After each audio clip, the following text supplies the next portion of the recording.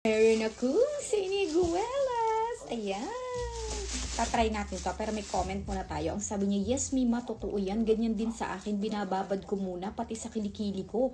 Nakakaputi. Ina-applyan ko din ng rejuvenating set ang kilikili ko. Napapansin ko, kapag pinapawisan ako, wala nang amoy. Di na ako nagamit ng cream sa Avon. Ang tinutukoy niya, I miss yung intense whitening. Lakas kaya makaputi na rin. Ano nagbabalat-balat, ha? Kailangan kapag ginagamit nyo, di ba, babad nyo ng a little bit. Tapos pag parang nararamdaman nyo na parang may init na siya ng a little bit, anlaw na kayo. Pero may downtime.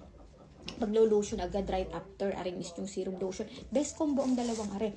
After nyo mag-lotion, ayan, mga 2 weeks, maputi-puti na kayo, Mima. Yung nakikita nyo na parang nagbabalat ba, na parang dibag-dibag, balat yun, Mima. Good nung gawin nyo.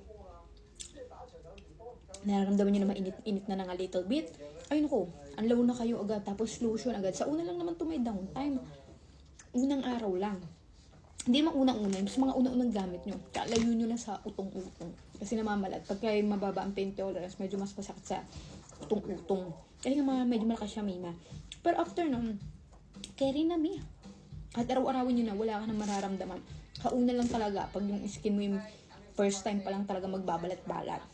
Ayan, kain na kanyang siniguelas, Mima. So yummy. Thank you, Mima.